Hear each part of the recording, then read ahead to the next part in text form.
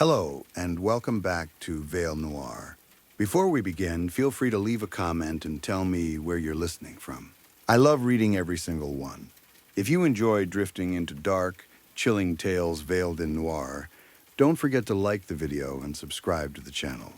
Turn on notifications so you never miss a new story. Now, get comfortable, dim the lights if you dare, relax your mind, let the outside world fade away, and let's begin. Story 1.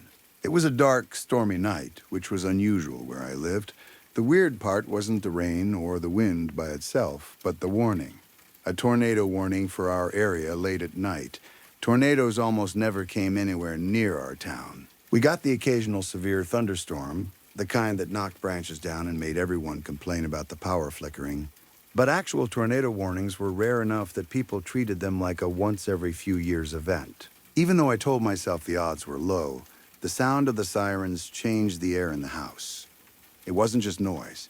It was a command. It made every shadow look sharper and every quiet moment feel wrong, like the house was holding its breath. My family did what you're supposed to do. We went to the basement. Our basement wasn't like the unfinished, creepy basements you see in movies. We'd finished most of it ourselves. I even had a room down there and I helped build it, so it never scared me the way basements scare some people. The walls were framed properly, the floor was finished, and there were actual doors. It felt like another part of the house, just lower. Once we were all down there, we turned on a local live stream. One of those weather guys who stays up all night during storms, tracking rotation and reading radar like it's a second language. He had maps, warnings, wind speeds. My parents were watching like they could keep the tornado away just by paying attention. The siren had started so late that my brain couldn't stay in emergency mode for long. After about an hour of sitting there, listening to the storm and the stream, I decided to try to sleep. I figured if things got worse, someone would wake me. The basement was the safest place anyway. I went into my room and shut the door. I remember thinking it might actually be kind of peaceful down there. The storm sounded distant, muffled through the foundation. The siren was still audible, but it felt far away like it belonged to another neighborhood. 15 minutes later, the power went out. At first, I didn't panic. It made sense. The storm was getting violent, and power outages happen during storms. I even felt a small wave of relief, like losing power meant I didn't have to pretend I was staying up on purpose anymore. No TV, no lights, nothing to do but sleep, no worries, I told myself. It'll come back. Then 10. Then the kind of silence settles in that only happens when everything electrical is dead. No refrigerator hum, no vents, no random chargers buzzing in outlets, just wind and rain and that siren still going. 30 minutes went by and nothing changed. I sat up and decided to check on my family. Maybe the sirens had stopped. Maybe the warning had expired. Maybe everyone went back upstairs and I missed it. I got out of bed and walked to my door. That's when I saw light under it. Not a lot, but enough to make a thin line along the floor, the way it looks when the hallway light is on. I stopped with my hand on the knob and stared at that strip of light until my stomach tightened. That shouldn't have been possible. The power was out. I had already confirmed it by trying my lamp earlier. Still, I flipped my switch again, just to make sure. Nothing. Dead. So, why was there light outside my door? My first thought was that my siblings were messing with me. It was a weird time for a prank during a storm with sirens, but that didn't make it impossible. I also knew the basement had different circuits because of how we finished it. Maybe they found a way to cut power to my room and leave the rest on. I opened the door. The basement was lit. Not bright like every light was on, but lit enough that I could see clearly. The TV was on, still playing the live stream. The weather guy was still talking. The picture on the screen looked normal. But the basement was empty. No one was on the couch. No one was sitting on the floor with blankets. No one was in the little storage area or the unfinished side. I checked the bathroom. Empty. I checked behind the sectional. Nothing. I even checked places where it would be stupid to hide, because when your brain is looking for a normal explanation, it makes you do normal things. I called out, "Hello? Guys?" Nothing. The siren was still going, which only made the emptiness feel more wrong. If the warning was still active, why would everyone go back upstairs? Why would anyone leave the basement at all? The TV caught my attention again. The live stream was still running, but I got hit by a strange feeling, like déjà vu. Like I'd already watched this exact part, this exact sentence, this exact radar sweep. I stood there for a few seconds, waiting for the weather guy to say something new. And when he did, it still felt familiar, like my brain was a few seconds ahead of itself. That feeling wouldn't leave me. It clung to me, it made my skin prickle. I decided to check the breaker. The breaker panel was in the unfinished part, and when I opened it, every switch was on. Nothing was tripped. I flipped a couple off and on again anyway, just to see if anything would change, especially the ones labeled for the basement. Still nothing. And then it hit me. The basement wiring didn't even allow for just my room to be turned off. We didn't wire it that way. If one circuit went out down there, it would take other rooms with it. The only thing on its own switch was the unfinished part. So the idea of a prank stopped making sense. As I stared at the panel, I started to get a headache. Not a migraine, not the kind that makes you sick, just a sudden pressure behind my eyes. It was irritating enough that I squinted and looked away from the light in the unfinished room. It didn't feel like a normal headache. I don't get random headaches. If my head hurts, there's usually a reason. I told myself it was stress or the storm or dehydration, but it didn't feel like stress. It felt like something pressing inward. Even though the sirens were still sounding, I went upstairs. The main floor was dark, no lamps, no overhead lights. But when I tested the light switch in the hallway, it turned on immediately. So the power wasn't out upstairs. It was on. That made my headache spike, like my body didn't like the confirmation. I shut the light off again because the brightness stabbed at my eyes. How strange, I thought, that only my room was off. It wasn't just one bulb. I had multiple lights, plus chargers and electronics. The chances of everything in my room failing at once while the rest of the house still had power didn't add up. I walked through the house slowly, partly because I was listening and partly because my headache made it hard to move fast. I checked the living room, the kitchen, the dining room. Everything looked normal. Too normal. There were no signs that anyone had rushed around, gathering things. No open cabinets, no half-finished drinks. No dropped blankets from a hurried basement trip. Then I realized I couldn't find my cats. I had 2 cats, and they were the kind that avoided attention from everyone except me. They'd tolerate me petting them, sometimes even seek me out if the house was quiet. During storms, they usually hid, but I'd still hear something. Paws on the floor, a jump onto furniture, a soft meow. That night, there was nothing. No movement, no sound. The house felt empty in a way that went beyond people being gone. It felt emptied out. I went upstairs to check bedrooms. Every bedroom was empty. Every bathroom was empty. Beds were made. Laundry bins were in their usual spots. Toothbrushes were in the holders. The rooms looked like the house had been staged for someone to view it, not lived in by a family that had just rushed into the basement during a tornado warning. My headache pulsed harder. It didn't throb in waves the way a normal headache does. It was steady and sharp, like a signal. I thought maybe, somehow, my family had gone to the garage. It was a stupid idea, because the warning was active and the siren was still going. But my brain kept grabbing at options. I opened the door to the garage. All the cars were there, parked in their spots, quiet, not moved since morning. The garage was cold and smelled like concrete and oil. I stood there for a moment, letting the reality settle. They hadn't left in a car. They hadn't gone to a neighbor's. They hadn't gone anywhere that made sense. I shut the garage door and tried to think. Then I heard a noise behind me. It wasn't loud, just enough to pull my attention. A creak somewhere inside the house. "Hello?" I called into the dark. I still hadn't turned on any lights. My headache was bad enough that the idea of bright rooms made me flinch. I stood there listening, waiting for a reply, waiting for one of my siblings to jump out and call me an idiot. No answer. Then another sound, further away but clearer. Another creak, this one coming from upstairs. My house was old. It creaked all the time. When the wind hit it, you could hear the framing shift. At night, the wood cooled and settled and popped. But this wasn't the house settling. This sounded like a footstep. "Hello?" I called again, quieter, no answer. Another soft creak, closer now. A slow dread spread through my body, heavy and cold. I checked rooms again, forcing myself to move. Living room, kitchen, bathroom, corners behind doors. I even opened closets like that would help. Nothing. And yet, I could hear it. Something was moving through my house, managing to stay out of my sight while I walked through it.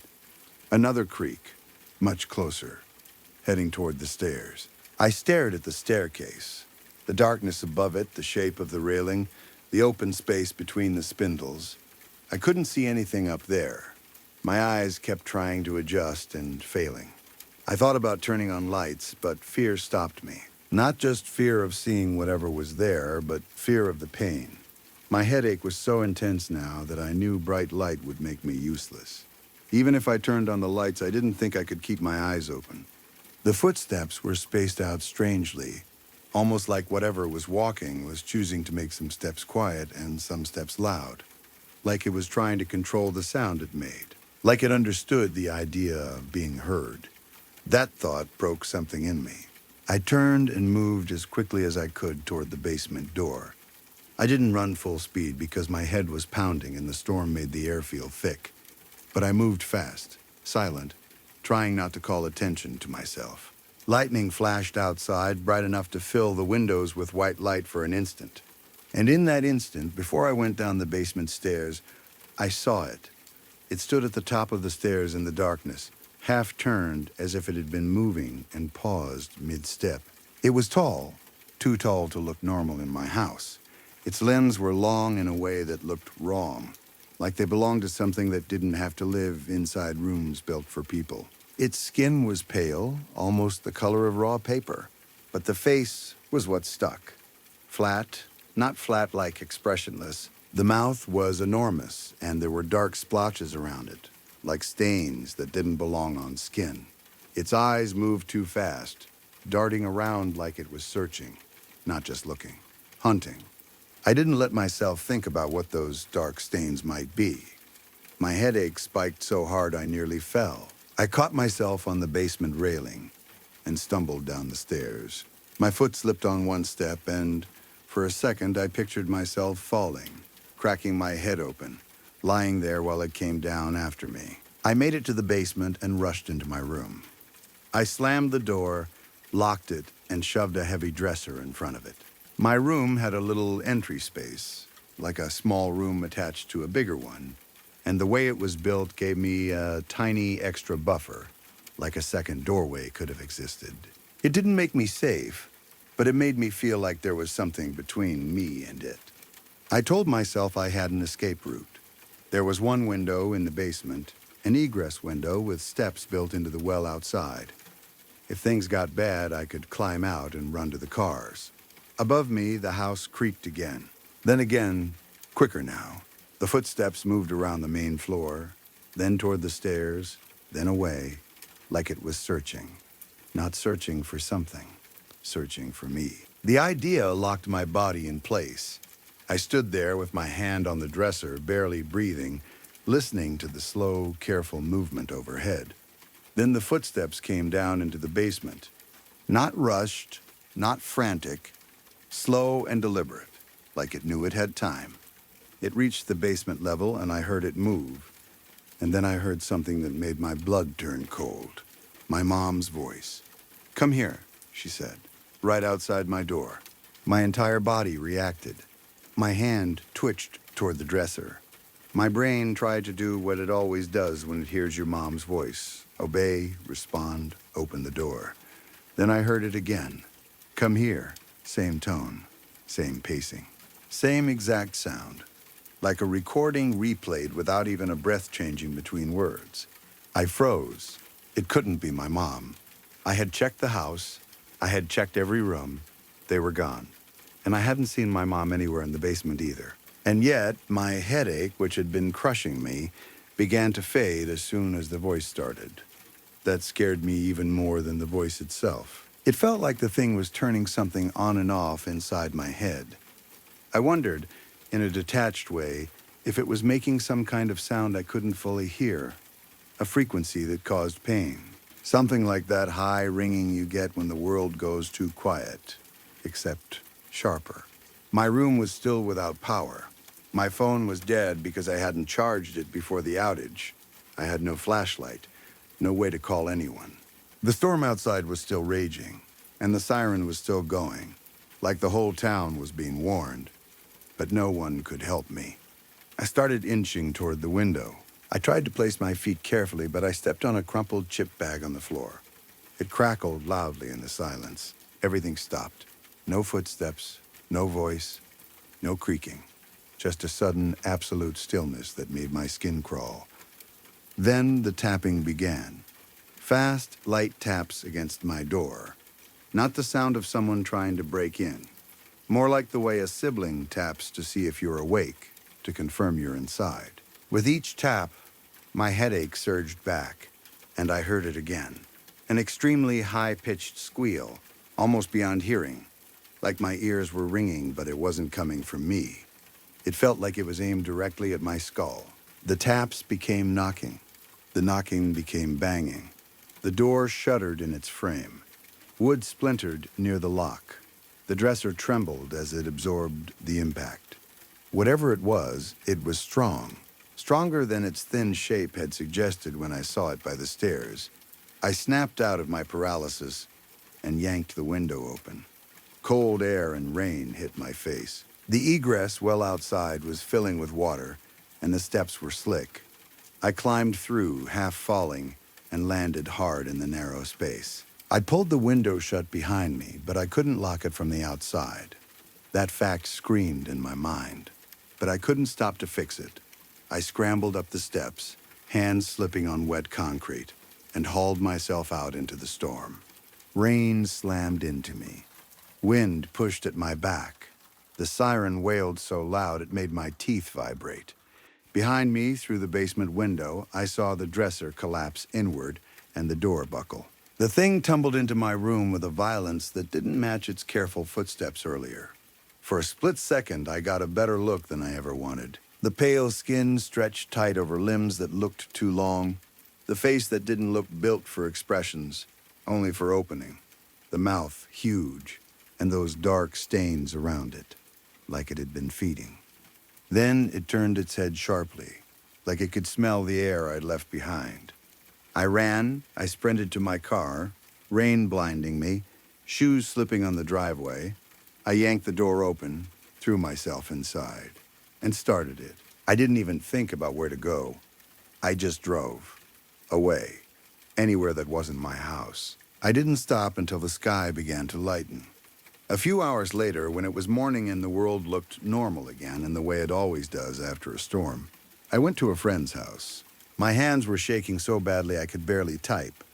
I called 911 and told them someone had broken into my house during the storm and my family was missing.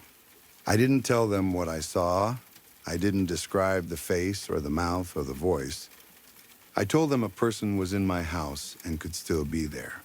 I said I ran because I was scared. I kept it simple because I needed them to take it seriously, and because I wasn't ready to hear my own words say it out loud. They sent a squad car. They searched the house. They found no one. Not the intruder. Not my parents. Not my siblings. Not even my cats. The officer told me my dresser in the basement was destroyed, completely smashed like someone had taken it apart with rage. But other than that, the house looked almost untouched. No broken doors upstairs. No overturned furniture. No obvious signs of a struggle. They did tell me the basement window was fully open. That made my stomach twist. I'd shut it behind me. It should have been closed. If it was open, either I was wrong in my panic or something had opened it after I left. I asked if they saw tracks in the mud around the window well. If they saw anything, they said the rain had washed a lot away and the yard was a mess, but there was nothing clear enough to point to a person. Days passed, and then weeks, and my family was still missing. People asked questions that sounded normal but felt cruel. Did we have family problems? Did anyone run away?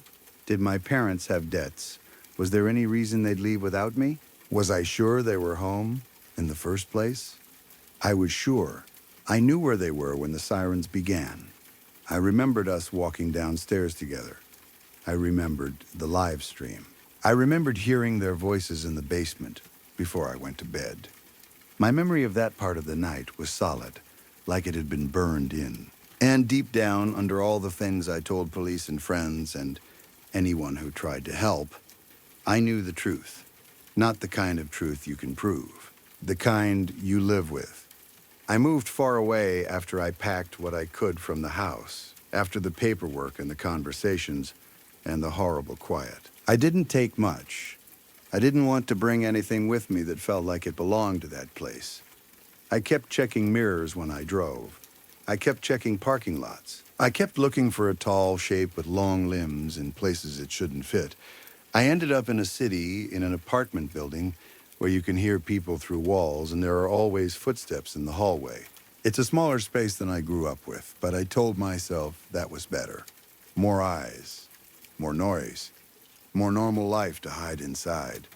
I should have felt safe. Most nights, I almost do. But whenever I hear footsteps outside my room, slow ones, careful ones, the kind spaced too far apart like someone is choosing where to put weight, my whole body tenses. My heart starts to hammer and my mouth goes dry. I lie perfectly still and listen, waiting for tapping that sounds like someone just checking if I'm inside. And in the back of my mind, a thought returns that I can't get rid of. It knew I was there. It learned my mother's voice. And if it could find me once during a storm that erased tracks and swallowed sound, there's nothing stopping it from finding me again. Story 2, it feels like some kind of cruel joke that this might be the only place where anyone takes me seriously. I'm not here to argue, and I'm not trying to convince you. Most people will read this and move on, and honestly, I hope you do. I hope you shrug and forget it 5 minutes later. But if you're one of the unlucky ones, if you're dealing with anything even close to what I'm dealing with, then you should probably stop reading and pray instead, or at least call someone you trust, and make sure you're not alone tonight. There's a lot I can't explain. There's even more that I don't understand. I'm going to tell it the best I can, because I don't know what else to do. I've never written anything like this before. I'm just going to dump it out in one go, like ripping off a bandage. Maybe it's therapy. Maybe it's panic. Maybe it's the last normal thing I'll ever do. Believe me or don't, that part doesn't matter anymore. I just need this out of my head. I can't remember the last time my mother missed our weekly family dinner. It's been our thing for as long as I can remember. Even now, even with her living a few towns over, I still make the drive every week so we can spend the day together. It's a long drive, but it's routine. It's familiar. And if I'm being honest, the routine is mostly her idea. She hates leaving our hometown. Not like a normal older person who just prefers their own bed. It's deeper than that. It's like the idea of being somewhere else makes her tense. I've offered again and again to have her come stay with me at my apartment, even just for a few days. She always says no immediately, like the answer is already loaded in her mouth before I even finish asking. She's always been stubborn. I got that from her. She's old now, and I can see it in the way she moves, the way she gets up from a chair like the air itself weighs something. She never complains. She never says she's in pain, but I can see it anyway. That's why I hired a caregiver. I knew my mother would hate it at first. She did. She acted offended like I'd accused her of being helpless. But after a while, she softened, at least a little. The caregiver comes by several times a week to help with errands, laundry, small chores, things that wear you down when you're alone. And I've noticed something. It lifts my mom's mood. She's more talkative when I call. She laughs a little more easily. She doesn't say she's grateful, not directly, but I can hear it between her words. My mother and I have always been close. When I was a kid, we were inseparable. She was my best friend. Even now, we talk on the phone throughout the week. She tells me little things, who she saw at the store, what the weather's been like, gossip about people I barely remember. And she asks me constantly when I'm coming home, like I'm only away on a trip and not living an entirely different life. I remind her every time that my job is in the city and it's too far to move back. She keeps pushing anyway. She'll say I should find something closer, something local, as if that sleepy little town has opportunities just waiting for me. It doesn't. Not for the life I've built.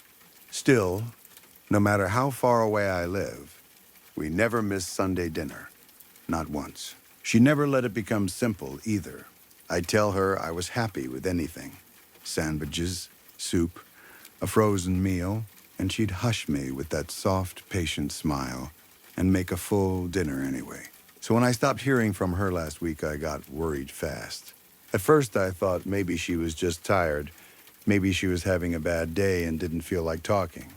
But then a whole day passed. Then another. Calls went straight to voicemail. My messages stayed unread. No response at all. That's when your brain goes to the worst places. Maybe she fell. Maybe she hit her head. Maybe she had a stroke and couldn't reach the phone.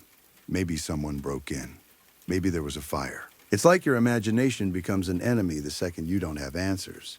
The sheriff in her area is a guy I went to high school with, so I called him and asked if he could swing by for a wellness check. He did, and later that night he called me back. He said she looked tired, but she was upright, alert, and not injured. He said she told him she was fine.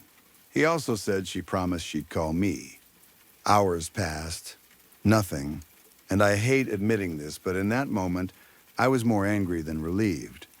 If she was fine, why was she ignoring me?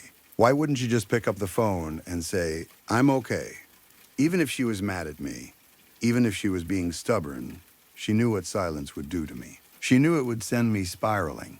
I started going through our last conversations, trying to find something I'd said wrong, something that could have upset her. But nothing stood out. Just normal talk, normal plans, then nothing. By the time I got off work yesterday, I couldn't take it anymore. I packed a bag, left my apartment, and started driving toward her house. I told myself I'd either catch her playing some stubborn game, or I'd realize it was all a misunderstanding and feel stupid for overreacting. I wanted it to be a misunderstanding, but the entire drive felt wrong. Normally, I love an autumn drive through those back roads. The colors, the chill in the air, the smell of wood smoke from chimneys. It usually calms me down. This time it did the opposite. The trees were bare in places already, branches reaching up like skeletal hands. The shadows along the road felt deeper than they should have been. Every now and then I caught myself gripping the steering wheel too hard, knuckles tight, heart beating in an uneven rhythm. It felt like I was driving towards something I didn't want to see. When the old farmhouse finally came into view, my stomach tightened. The gravel road crunched under my tires as I turned into the driveway. The mailbox was worn, but the family name was still there, carved into it by my father. My dad was the kind of man people looked up to. Tough, capable, confident, but also gentle when it mattered. He was the person who could fix anything, the kind of father who made you feel safe just by being in the room. He died suddenly when I was young. It hit our family like someone had punched the air out of our lungs. After that, everything started scattering. My aunt and uncle moved away. My cousins drifted. My sister married and moved halfway across the world. Even my dog died not long after, like the universe was determined to strip the place down piece by piece. In the end, it was just my mother and me, and we held on to each other because there wasn't anything else to do. Being together helped us survive it. I've asked her countless times to come live with me. My place is bigger than she thinks, and she'd have everything she needs. It would make sense. I wouldn't have to drive hours each week. She wouldn't have to be alone so much, but she refuses every time instantly, like the idea itself offends her. That house is her home, she says. That's where she'll stay. Last night, as I sat in my car at the end of her driveway, the house didn't look like a home. It looked like a shape cut out against the night sky, a dark mass with no warmth in it. All the lights were off. The whole place sat in total darkness, which was unusual. At the very least, my mother kept the porch light on, always, like a habit, like a signal. I got out and hurried up the porch steps. The old boards sagged and groaned under my weight. I knocked on the door and listened. Nothing.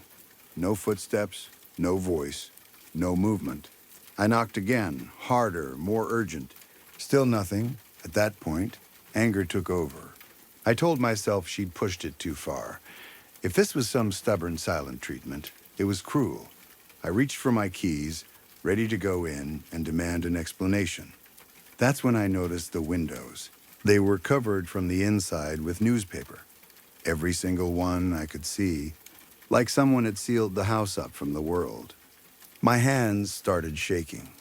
The keys felt slippery in my fingers. I forced myself to breathe, shoved the key into the lock, and turned it.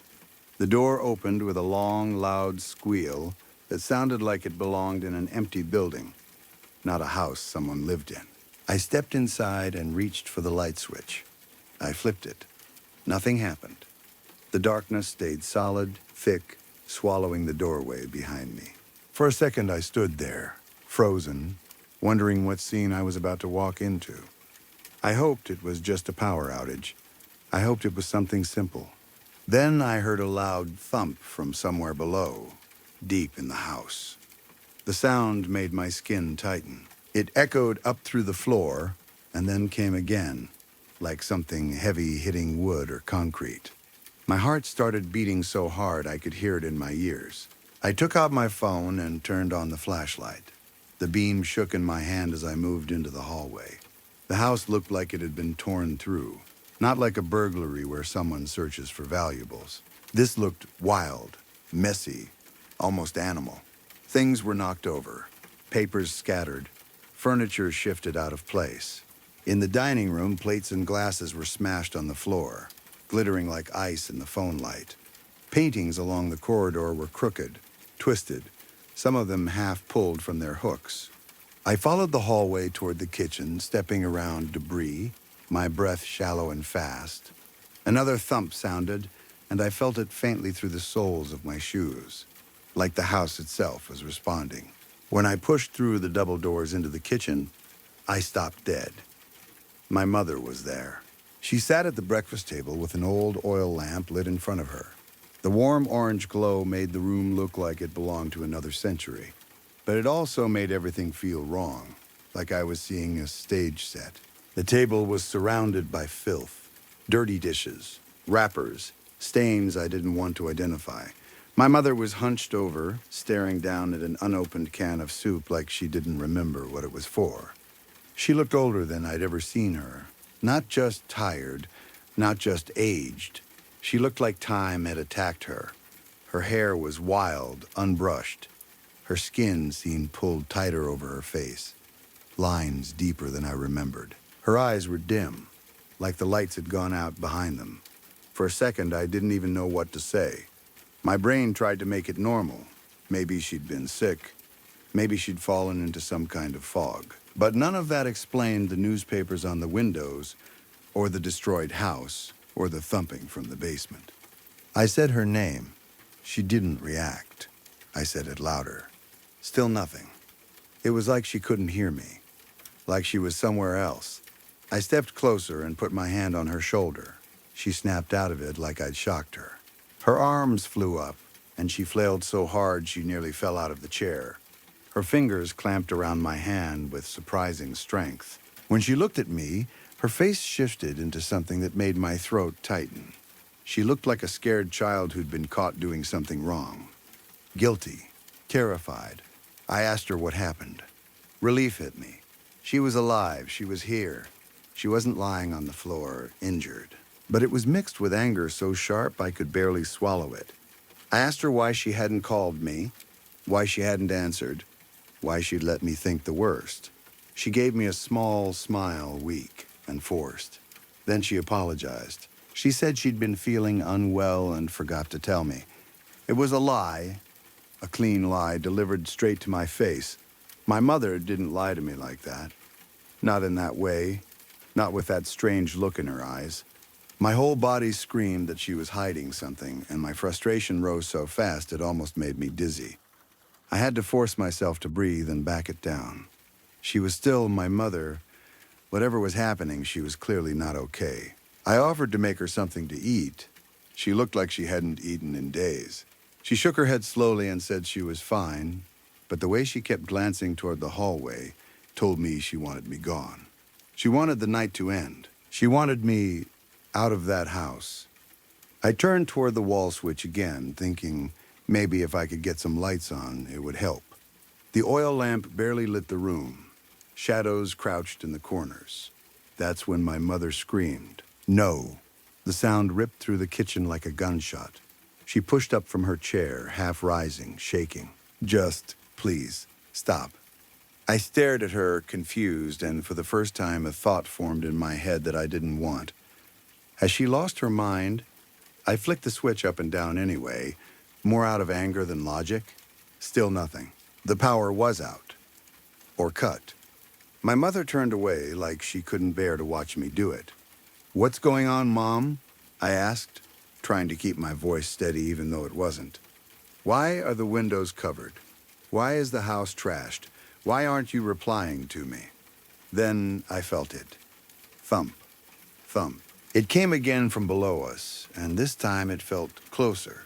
A vibration through the floor, like something knocking from the basement. My mother's eyes widened so much I could see the whites around them. She pulled her feet up onto the chair, curling into herself, hugging her knees, staring toward the basement door like it was the mouth of something waiting to open. I couldn't speak for a second. The room felt too small. The lamp felt too dim. The air felt heavy. Then, under the thumping, I heard something else. A clicking sound. A soft, repeating clack, faint but steady. It reminded me of a playing card flapping against bicycle spokes, the way kids used to do it to make a fake motorcycle sound. That same dry plastic rhythm, except slower, more deliberate. I stared at my mother. She glanced at me, tears already building, then looked away in shame. I walked toward the basement door. Each step felt drawn out, like my body was moving through thick water. The thumping sounded again, and my skin prickled. The door had a bolt on it, a sliding metal bolt, new and ugly, screwed into the wood like someone installed it in a hurry. It didn't match the door. It didn't belong in that house. I looked back at her. She couldn't meet my eyes. "Mom," I said, softer now, like I was afraid to scare her. "What did you do?" She shook her head with a mournful expression, tears spilling over. The clicking continued below us, steady, patient. I put my hand on the bolt. Her voice exploded again. "Don't." Then she whispered, almost breaking apart. "Please don't." And that's when I snapped. Not because I hated her, not because I wanted to punish her, but because I'd driven hours terrified she was dead, only to find her lying to me in a dark house with the windows covered and something pounding beneath the floor. She was my mother. If she was in trouble, I had to know. If she'd done something terrible, I had to know. I couldn't stand in that kitchen and pretend it was normal. I grabbed the oil lamp off the table, yanked the bolt open, and swung the basement door wide. It slammed into the wall with a loud crack. A rotten smell rolled up from the darkness below. Not just mildew, not just old water. This was decay, sweet and sick, like something dead left too long. It hit the back of my throat and made my stomach lurch. The lamplight barely reached the bottom of the stairs. The basement looked like a hole in the world. I stepped down. The stairs creaked under my feet, loud and slow. Behind me, my mother grabbed at my arm, begging me to stop, crying, pulling. I kept going. I don't even know how I ignored her. I just did. The thumping and clicking grew louder with every step. Then my foot touched the concrete floor, cold and damp, and suddenly the noises stopped all at once. Silence. The kind of silence that makes your ears ring. And then the basement door swung shut behind me. I spun around just in time to hear the bolt slide into place. My heart dropped. For a second, I just stood there, staring up at the closed door, listening, waiting for my mother to pull it open again. I wanted to believe she'd locked it on instinct, that she was scared, that she didn't realize what she was doing. But the bolt didn't move. The door didn't open. Sweat ran down my back in a thin, cold line. My mind raced for explanations. An animal trapped down here, maybe. Something big. Something that had been banging around and terrified her. Or some kind of squatter. The thought of a person hiding in the basement made my chest tighten.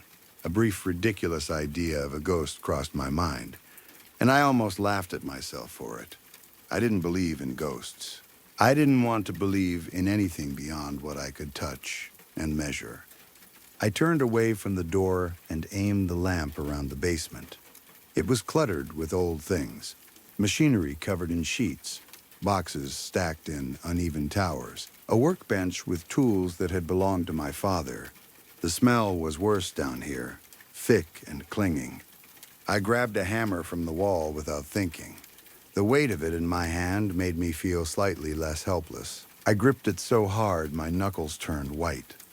I moved slowly, lamp in one hand, hammer in the other, scanning corners, peeking behind covered shapes, stepping around boxes. There were footprints in the dust. Not many, but enough. They were too big to be from an animal, but the prints didn't lead anywhere clear. They disappeared under a sheet, then reappeared near the workbench, then stopped. I spent what felt like a long time down there, searching, calling out, trying to force my voice to sound brave. Nothing answered me. No movement, no breathing, no whisper. After maybe 20 minutes, I started to feel foolish. The air was heavy with fear. But I was also starting to think I'd built it up into something bigger than it was. Maybe my mother was sick and paranoid. Maybe she'd had a break. Maybe the sounds were pipes settling or an old machine shifting. I turned back toward the stairs, ready to bang on the door and demand she let me out. That's when it started again. Thump, thump, click, clack. The thumping came from deeper in the basement, not near the stairs. The clicking followed it like an echo. This time, the sound was clearer, and it made my teeth ache. The rhythm was wrong, too steady to be random. I followed it. At first, I didn't notice the droplets on the floor. They were so small and dark, they blended into the concrete. I only saw them when the lamplight hit at the right angle. I crouched and leaned closer, and the smell punched me again. Sweet rot, oily and warm. My stomach tightened. Acid rose in my throat. I swallowed hard and forced myself not to gag. I steadied myself with one hand on a box, and that's when I saw the drag marks. They were faint, like someone had tried to cover them or the marks had been smudged over time. But they were there, a long scrape, then another, leading toward a small storage space tucked away behind stacked boxes. My ears filled with my own heartbeat. My vision narrowed at the edges. Inside the storage space were more boxes, old and dusty. One of them was labeled with my childhood stuff, trophies, school papers. For a brief moment, my brain tried to jump to that safe place, those old memories, anything to avoid what my instincts were screaming. But it was the box in the far corner that pulled my attention like a magnet. A dark stain had soaked through the cardboard, spreading like a bruise. The drag marks led right to it. I knelt beside it, hammer still in hand, lamp trembling. I didn't know what I expected to find. An animal carcass, a broken pipe, a dead raccoon. Something gross, but explainable. I opened the box. Inside were random things, crochet tablecloths, porcelain figurines, little knickknacks, the kind of stuff older people keep because it holds stories. But everything was slick with that same dark substance. It coated my fingers when I touched it. The smell burned my sinuses so badly my eyes watered. The clicking grew louder. and I realized it wasn't coming from the room anymore. It was coming from inside the box. Thump, thump, click, clack. My hand shook so hard I could barely move the items aside. The oily liquid smeared onto my skin, warm in a way that made my stomach turn. Warm like something that shouldn't be warm, I peeled back layers of stained fabric and porcelain. And underneath, I saw what looked like a leather-bound book. It was dark, glossy, shaped oddly. I reached down and traced my fingers along it. The leather had folds and creases that didn't belong on a book cover.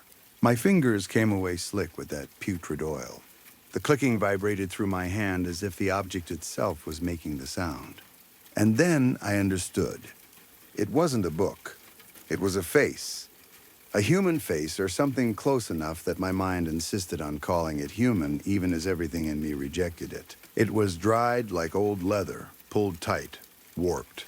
The mouth was twisted open in a silent scream. The proportions were wrong, like someone had tried to copy a face from memory and failed. It looked ancient and fresh at the same time, mummified but still active. I stared at it for what felt like minutes, unable to look away. My brain scrambled for explanations.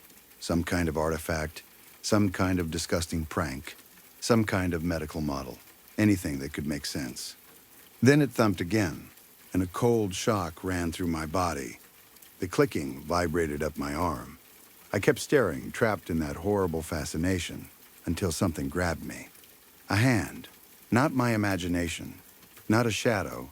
Something real clamped around my wrist with a grip that made pain shoot up into my elbow. My whole body went rigid. My breath vanished like someone had punched me in the stomach. It started pulling. At first, I didn't even fight because I couldn't understand what was happening. Then, panic hit, full and animal. I thrashed, twisting, trying to yank free. In one insane flash of thought, I understood how people in stories could consider chewing off their own limbs to escape a trap. I was that desperate. It pulled me closer to the box, dragging me down toward that face. And then the eyes opened. They opened inches from mine, and what I saw in them wasn't empty. It was aware. It was hungry in a way I can't describe without sounding crazy.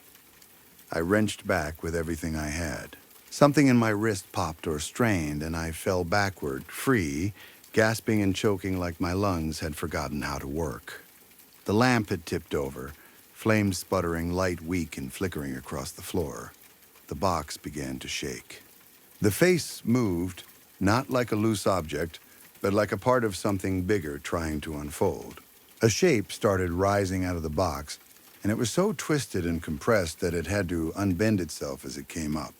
Bones and joints cracking into place with horrible little snaps. The clicking sound became constant, a mechanical rhythm that seemed to come from inside its body. Click-clack. It rose higher, cloaked in darkness except for the weak lamp glow.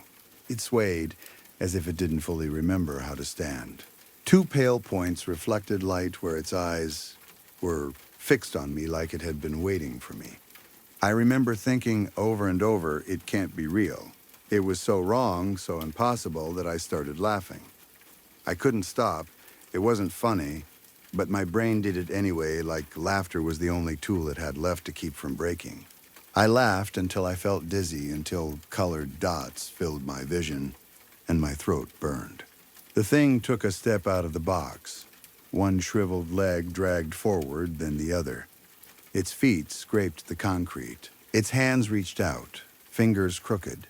Thin strands of long black hair clung to its scalp, hanging in uneven curtains as it moved.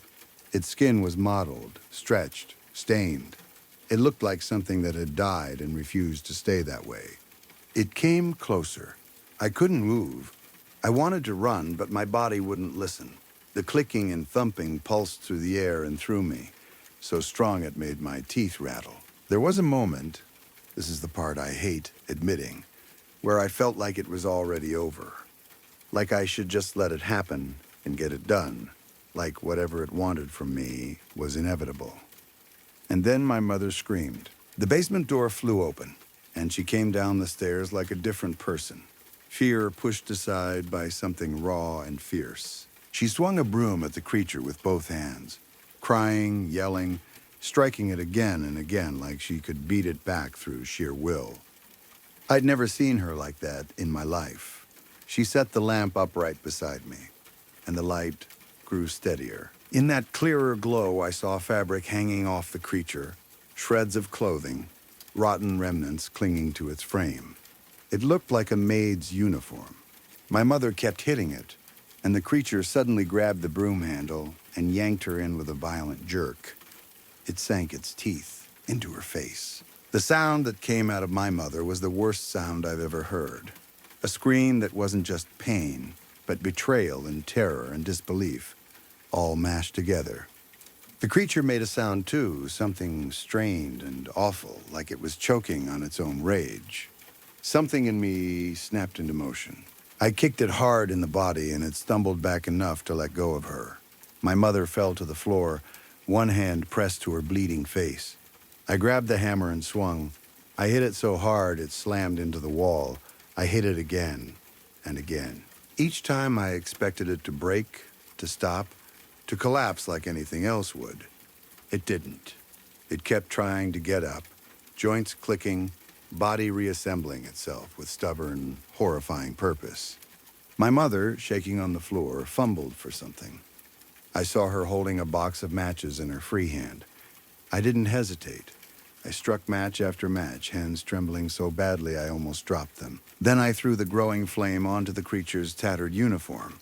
It ignited instantly, like it had been soaked in alcohol. The creature shrieked, a high, awful sound that didn't sound human but still carried human pain.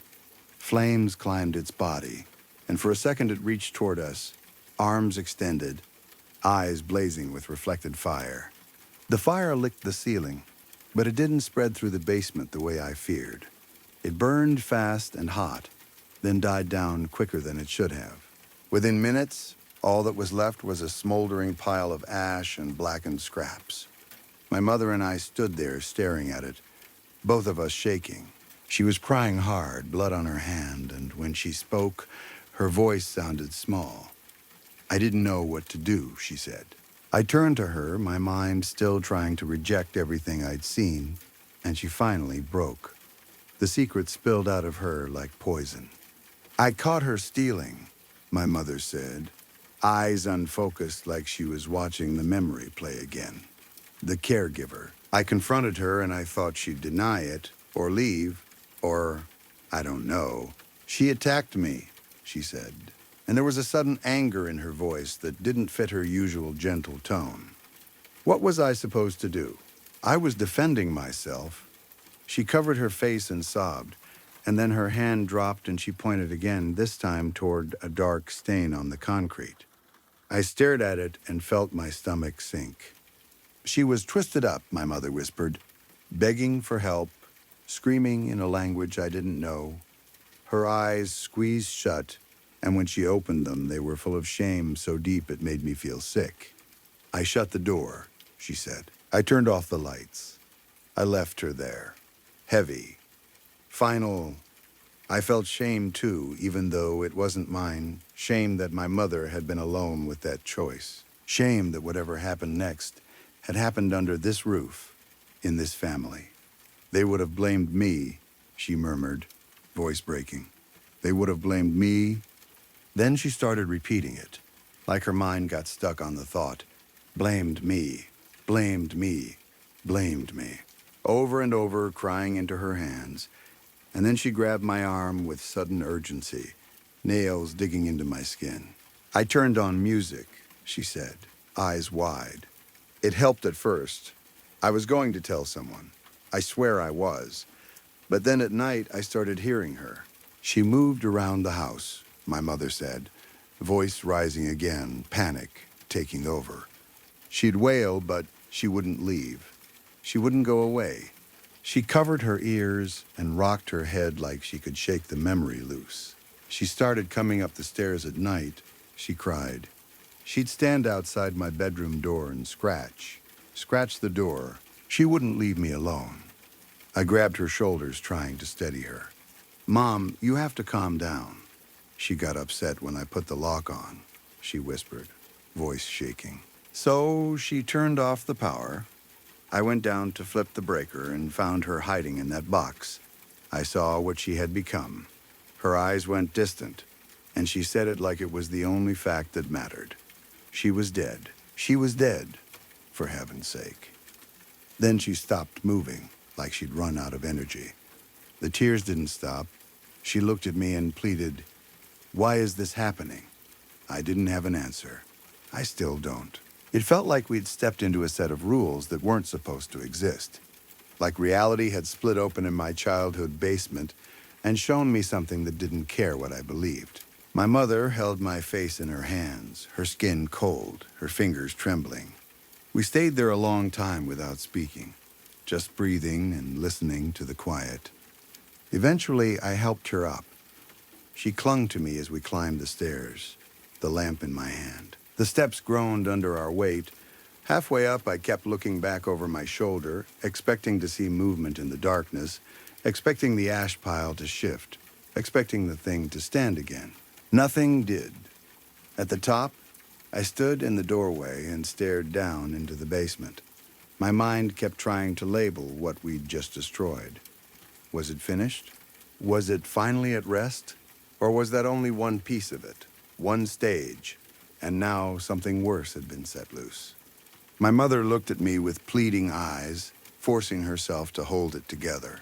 I kissed her forehead, then slowly closed the basement door and slid the bolt into place. Upstairs, I managed to clean her wound as best I could and get her into bed. The bite on her face looked bad, but it had stopped bleeding.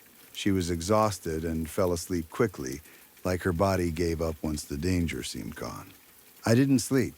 I went to my old room and lay awake all night staring at the ceiling, listening to the house settle. Every time I felt myself drifting off, scratching would start at the door, slow, careful, like fingernails testing the wood. Every time I opened the door, there was no one there, just the dark hallway and the stale air and the feeling of being watched. My mother slept through all of it. In the morning, I found her in the basement. The bolt was still in place when I went to check it, which made my stomach twist. But when I opened the door, she was already down there somehow, sitting calmly like she belonged there, humming songs from my childhood in a soft, almost cheerful way. She hasn't moved much since. But she looks normal. She looks like my mother again. She smiles at me the same way she always has. Even the wound on her face is healing fast. Faster than it should. That fact alone should make me feel relieved. And part of me is clinging to it like a life raft. Everything will be okay, I tell myself. It has to be. She doesn't seem hungry, though, or thirsty. I offer her water, and she waves it away. I offer food, and she says no. But she isn't weak. She isn't fading. She just sits there, humming, watching me with that calm expression. I keep telling myself it's just shock, just trauma, just a setback. She's still my mother. I have to believe that. In all my years, I've never missed a family dinner. Not once. And I don't plan to start now. The only problem is, I don't know what she likes to eat anymore. Story 3. I used to work for a private surveying company that mapped old tunnel systems under cities in Northern California. Most of it was as dull as you'd expect. Storm drains, utility corridors, runoff chambers that smelled like mildew and rust. You'd spend 10 hours underground breathing mold and rat droppings just to update a blueprint that would end up in a folder nobody opened again. Once in a while, you'd find something interesting. An old tool, a collapsed side route, a chamber that wasn't on the map. Usually that just meant the city had bad records, or some contractor years ago took a shortcut and never reported it. Nothing about the job was supposed to feel mysterious. It was dirty, repetitive work. 3 months ago, my company got contracted to inspect an abandoned tunnel grid beneath a part of Fairfield that was supposed to be redeveloped. A big project, lots of money, new buildings, new roads, that kind of thing. The city wanted updated information about whatever was underneath before they started putting heavy equipment on top of it. On paper, the site was listed as a decommissioned flood diversion system. That was the first lie. I didn't understand that right away. At first, I just thought it was the usual situation. Old infrastructure, forgotten access points, bad documentation. But even before we went down, there were small details that didn't fit. A kind of details you notice only because you've been in a lot of these places and you know what abandoned normally looks like. There were 4 of us assigned to the inspection. Me, Luis, Harper, and our supervisor, Dennis. Dennis had been doing this longer than anyone. He had the attitude that nothing could surprise him anymore. Luis was the kind of guy who tried to keep things light, but you could tell he was serious underneath it. Harper was newer, smart, and careful, always double-checking measurements, the kind of person who actually read the safety guidelines instead of just signing them. We met at the site early in the morning. The entrance was behind an old pumping station that had been fenced off from the public. The building looked like it had been sitting there for decades. Stained concrete, dead weeds pushing through cracks, faded warning signs. The fence around it was bent in places, like someone had tried to climb it at some point. What threw me off was the lock. It looked new, not new for an old place. New like it had been installed last week. Clean steel, smooth keyway, no rust, no dirt packed into it. It didn't belong with the rest of the site. Dennis noticed it too and made a joke about homeless people squatting down there and needing to keep others out. None of us laughed much. The air around the access shaft already felt wrong. Not in a dramatic way at first. Just a simple, uneasy feeling you couldn't explain. Then we opened the hatch. Air came up out of it, and it smelled warm. Not hot like steam, and not damp cool like most tunnels. Warm. The best comparison I can give is breath.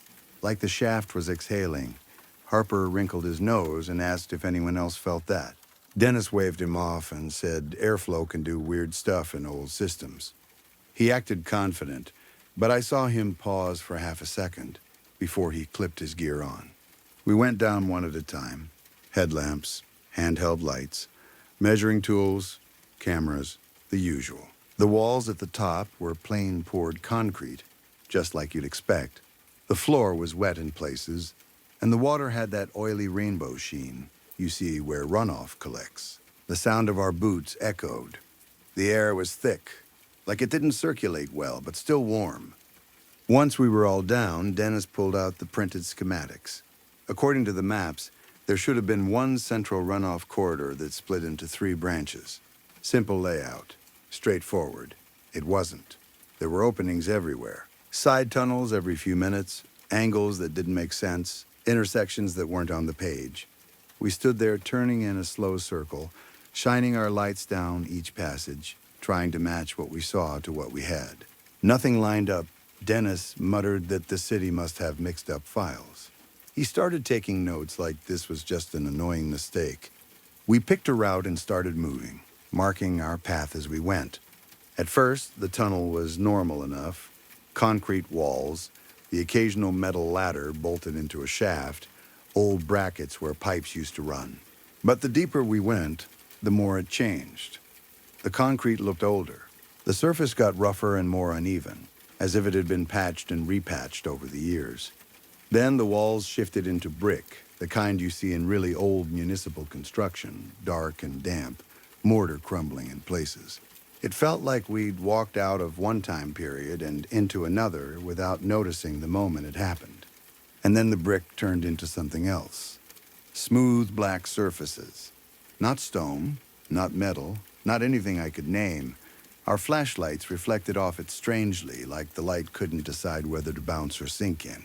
The walls looked almost wet, but when I touched them with my glove, they didn't feel slimy. They felt warm.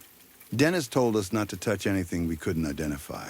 He tried to sound annoyed, like we were wasting time, but his voice wasn't as steady as he wanted it to be. About 30 minutes in, Luis stopped walking.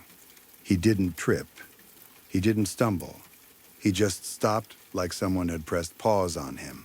He stood there, staring down a side passage that was narrower than the main corridor, almost like an animal burrow compared to the rest. Dennis asked what his problem was.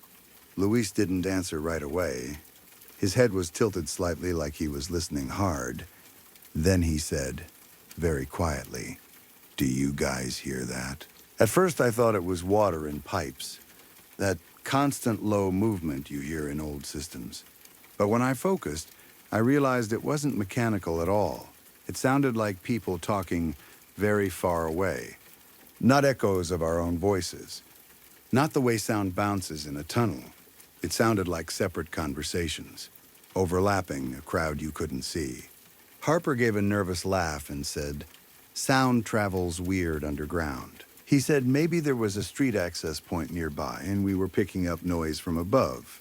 But the deeper we went, the louder it got, and it didn't sound like traffic or footsteps or normal city life. It sounded like hundreds of voices, whispering, crying, some laughing, some pleading, words threading in and out of each other so fast I couldn't catch full sentences. It was like standing outside a room where 100 people were speaking at once, only the room was inside the walls. I tried to tell myself it was a trick of acoustics. I tried to believe that if I found the right angle, it would resolve into something logical, like a pipe-carrying sound. But it didn't behave like sound should. It seemed to shift when we shifted. It followed us at one point. Through all the noise, I heard someone say my name, not shouted from down the tunnel, not called out from behind, whispered like it was directly into my ear. I spun so fast I slammed my shoulder into the wall hard enough to make me see stars. I cursed and grabbed at my shoulder, rubbing the spot, breathing through the pain. Nobody was there, just empty tunnel behind us, our boot prints in wet grit, our lights cutting through darkness. Dennis looked shaken for the first time. He said we should head back and report that the layout didn't match the schematics. He said we'd come back with better support and maybe a city rep. That was the first sensible thing he'd said all day. But when he tried to radio up, all we got was static. He adjusted his handset, moved it closer to his mouth, tried again. Static. Luis tried his. Static. No signal at all. We were far enough down that it wasn't unheard of to lose contact. But this felt sudden, like something had flipped a switch. 1 minute, we had reception. The next minute, we didn't. Dennis said we'd keep moving back toward the entrance and regain signal. That was the plan. Then we found the markings. It started with one name carved into the wall. Not spray paint. Not marker. A real cut, deep and clean, as if someone had used a chisel. The letters were careful, almost neat, like the person who carved it wanted it to last. Then another name. Then another. Within a few minutes, we were seeing them everywhere. Names carved into brick. Names cut into the black smooth wall. Thousands of them, layered in rows, some on top of older ones, some spaced out like a list. Dates next to a few. Initials next to others. Some were so worn down they had to be very old. Others looked fresh, still dusted with powder from the cut. Harper ran his gloved fingers over one and said, "It didn't look like vandalism. It looked organized. It looked like it had a purpose." Louise stopped again, closer this time, and stared at one name so long I thought he was going to touch it with his bare hand. His breathing changed. Quick, shallow breaths, the start of panic. Dennis asked him what was going on. Luis didn't answer at first. His eyes were fixed so hard on the carved letters that he barely blinked. Then he said, "I recognize it." Dennis told him to stop messing around. Luis shook his head. "No, I recognize it. That's my brother." I actually laughed once, just out of disbelief. It came out ugly and short, like a bark. Then I realized Luis wasn't joking. His face had gone pale, and the fear in his eyes was real. I told him that wasn't possible. His brother was alive. I'd heard Luis talk about him. He'd mentioned him in normal conversations, the way you mention a living person who might come over for a barbecue or call you on a weekend. Luis whispered, "He is. He's supposed to be." That was when the tunnel started to feel like a trap instead of a job site. The air pressed in. The whispers got louder. The names on the walls weren't just creepy anymore. They felt like proof of something we weren't supposed to see. Dennis ordered us to turn around. He took the lead, walking fast, trying to force the situation back into normal control. I stayed close behind him. Harper was behind me. Lewis brought up the rear, and he kept looking over his shoulder like he expected someone to step out of the dark any second. We moved toward a section shown on the map as partially flooded. The plan was to skirt it and follow a maintenance route back toward the entry. Dennis kept checking the schematic, tapping the page with his finger, acting like the paper could make the walls behave. When we reached the flooded area, the water was black and still. Not deep across the whole stretch, but deep enough in the middle that you couldn't see the floor. The surface didn't ripple when we shined our lights on it.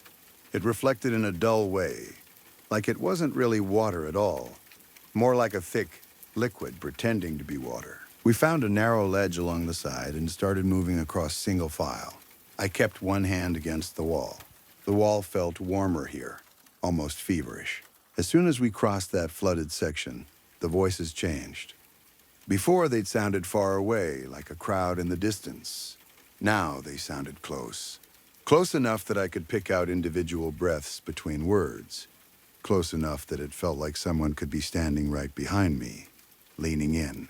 And then I heard crying directly behind me. It wasn't faint. It wasn't a trick of echoes. It was the sound of someone sobbing, tight and wet, like their throat was closing up. It followed my steps for almost 10 minutes. I kept telling myself it had to be Harper messing with me, but I could see Harper's light behind me, steady, and I never heard him speak. Every time I turned around, there was nothing there except the tunnel stretching behind us. I tried not to show it, but my skin was crawling. That old human instinct that says you're being watched, even if you can't prove it. The kind of feeling you get when you're alone in a room and you suddenly want to check the closet even though you know it's empty. Dennis finally stopped and said we needed to regroup, get our bearings. The moment he said stop, Luis's head snapped up. No, Luis said. We can't stop. Dennis turned on him, angry now, more from stress than authority. He told Luis to calm down and do his job. Luis shook his head hard. They notice you when you stop. Luis stared at me like I was the one not paying attention to the obvious. His voice dropped so low I had to lean closer to hear him. You can feel them looking at you, right? He said. And honestly, I could. It wasn't a sound, it wasn't a shadow. It was a pressure, like when you're standing under a security camera and you can't stop thinking about it. Except there were no cameras. It felt like attention, focused and patient, like something had been waiting for us to enter. And now, it had time. Dennis swore under his breath and told us to keep moving. No more stopping unless absolutely necessary. We walked faster. Our lights bounced. The tunnel kept branching, splitting again and again like a maze that was building itself around us. The names on the walls didn't stop. Sometimes I'd glance at one and feel a flash of nausea, like the letters were too sharp, too clean, like they'd been cut yesterday. Then the walls started changing again. I know how crazy that sounds. I'm aware of it. I've replayed it so many times that I've tried to talk myself out of my own memory. I've tried to tell myself it was moisture or mold or some chemical reaction on the surface. But it wasn't just the look. Parts of the wall looked soft, not dripping soft, more like skin stretched tight. Under the surface, there were faint lines like veins, and they pulsed slowly as if something underneath was breathing. Harper made a sound, a small, involuntary noise, and I realized he'd noticed too. He whispered, "Is that moving?" Dennis told him not to say things like that out loud. Not because Dennis was superstitious, but because he sounded afraid that speaking it would make it more real. A few minutes later, Harper disappeared. No scream, no struggle, no running footsteps fading away. 1 second, his light was behind me. The next second, it wasn't. I stopped so abruptly, my boots slid on wet grit. Dennis whirled around and demanded to know where Harper went. Luis didn't even look surprised. He looked sick, like his body had already accepted what his mind couldn't. Dennis started shouting Harper's name, over and over. The sound tore through the tunnel and came back wrong. warped in a way that made it feel like something else was repeating it, something that didn't know how to shape the syllables. Lewis grabbed Dennis's arm and hissed, "Stop yelling. Stop stopping." Dennis shoved him off and kept calling. He sounded like a man refusing to believe reality. I tried to help. I swept my light across every opening. Every side passage, nothing. No sign of him, no dropped tool, no scuffed footprints, nothing that said another human being had been there. It was like the tunnel had swallowed him clean. Luis stood very still. He swallowed hard and said, "If he's still here, we have to move. If we don't move, we're next." Dennis looked at me, breathing hard. His confidence was gone now. He wasn't the supervisor.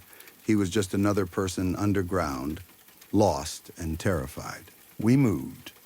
We moved because doing something felt better than standing still with that pressure on us, that sense of being observed by something that didn't blink. The whispers weren't just around us now. They were inside the sound of our footsteps. They threaded through the space between breaths. Sometimes they sounded like they were coming from the walls. I started noticing that whenever we slowed down, the air felt thicker. Whenever we hurried, it eased slightly, like a hand loosening its grip. It made no sense, but the pattern was there. Eventually, we found a maintenance chamber, wider than the rest of the tunnel, with a low ceiling and a heavy smell that reminded me of wet soil. The floor dropped into black water that reached up to the edge of a platform. And there was Harper, or most of him. He was standing chest deep in the water, facing the wall, completely still. His head was angled slightly, like he was listening to something on the other side of the surface. His shoulders were hunched, his arms hung in a strange way, not relaxed, not tense, just wrong, like his joints didn't line up the way they should. I called his name without thinking. My voice cracked. Harper didn't move. Dennis climbed down toward him, stepping into the water, sloshing forward with his hands out like he was approaching a sleepwalker. I was about to follow, but Luis grabbed my sleeve and held me back so hard it nearly tore. Dennis reached Harper and put a hand on his shoulder. The moment Dennis touched him, Dennis screamed. Not a startled scream, not fear, pain. He jerked backward, water splashing, and he started clawing at his own face. His fingers dug into skin like he was trying to rip something off of himself. He kept yelling words that didn't make sense in order, but the same sentence came out again and again. "I can see through them," he shouted. "I can see through them." He dragged his nails down his cheeks hard enough to leave red lines, then blood. His eyes were wide and unfocused, like he was staring at something none of us could see. I stood frozen, trying to make my body move, trying to decide whether to help him or run. My brain kept insisting there had to be an explanation, but it couldn't find one fast enough. Luis didn't hesitate. He grabbed my arm, pulled me back from the edge of the water, and practically yanked me out of the chamber. I stumbled after him, half turning, still looking back at Dennis and Harper. The chamber swallowed our light as we left, and the darkness in there felt thick, like it had weight. Luis kept pulling me. "Don't," he said. "Don't go back. Don't stop. Don't look." I wanted to fight him. I wanted to argue, to say we couldn't leave them.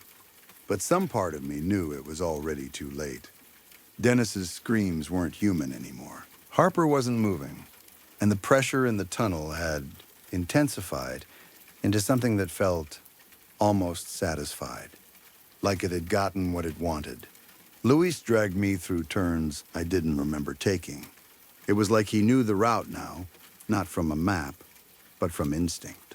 He moved with a wild focus, eyes wide, breathing loud. The whispers crowded closer when we slowed and fell back when we rushed. It was like the tunnel was hurting us, testing us. At some point, the air cooled. At some point, we started seeing more concrete again.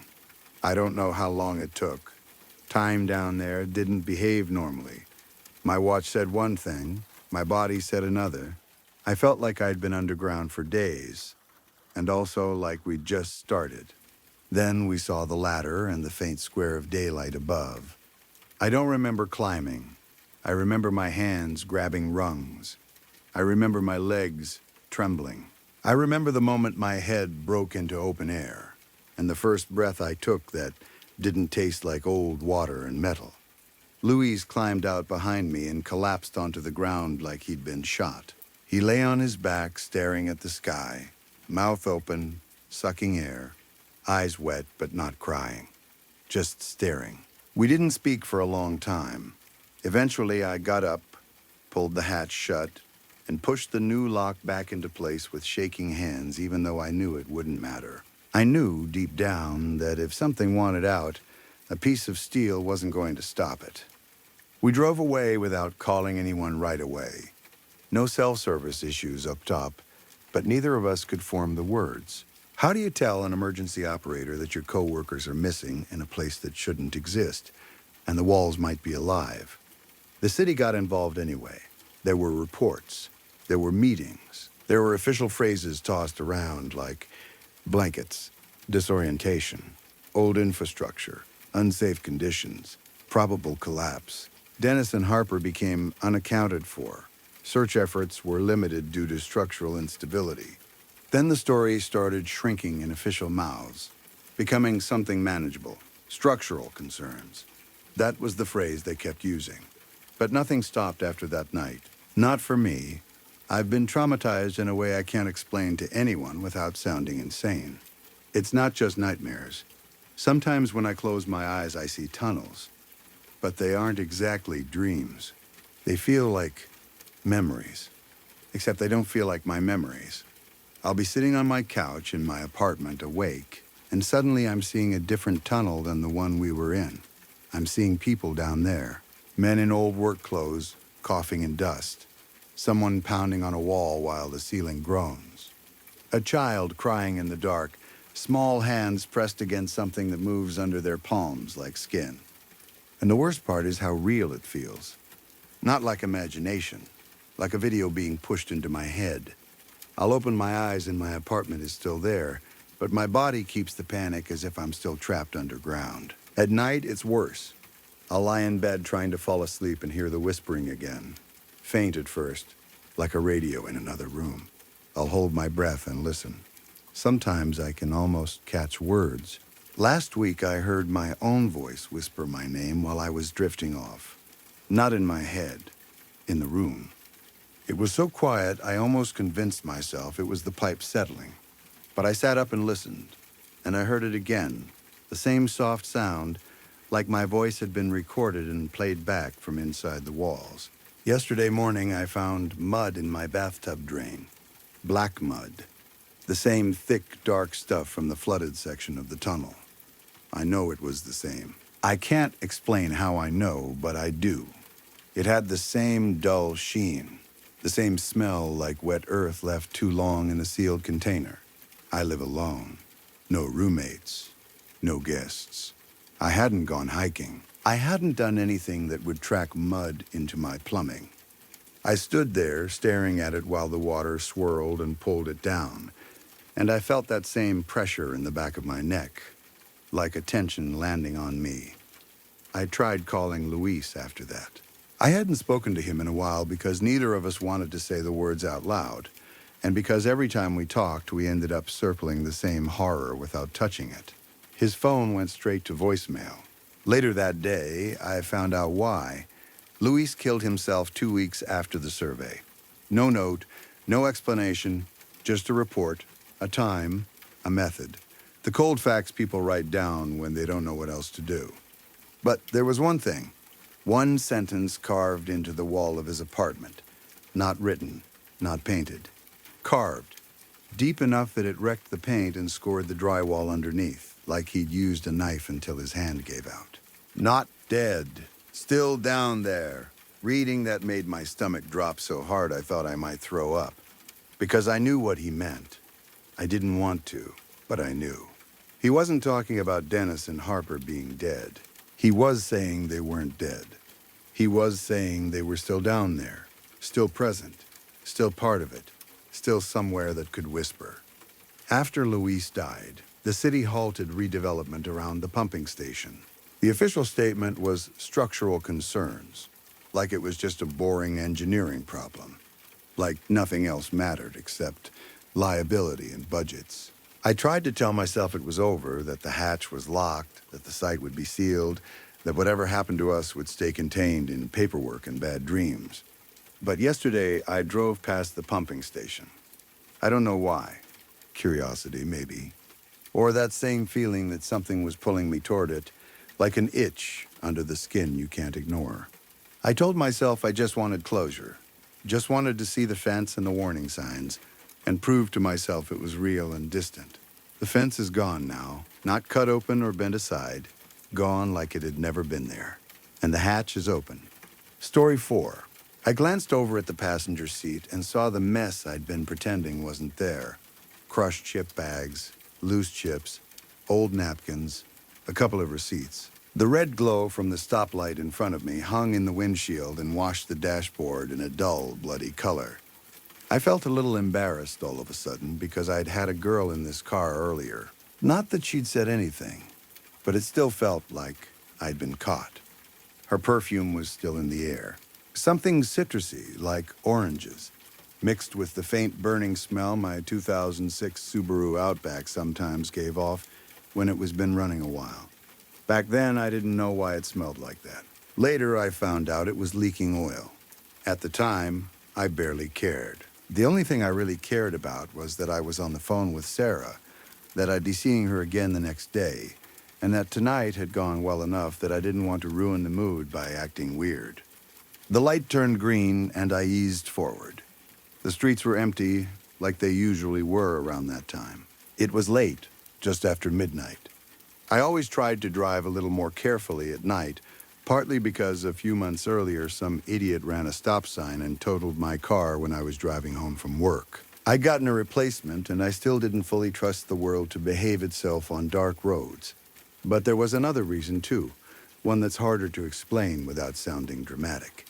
Driving at night makes me feel exposed, like the road is a stage and my headlights are a spotlight. You can't see much beyond what you're aiming at, but you feel like everything can see you. Sarah was talking about her day. I don't even remember what she was saying now, not clearly.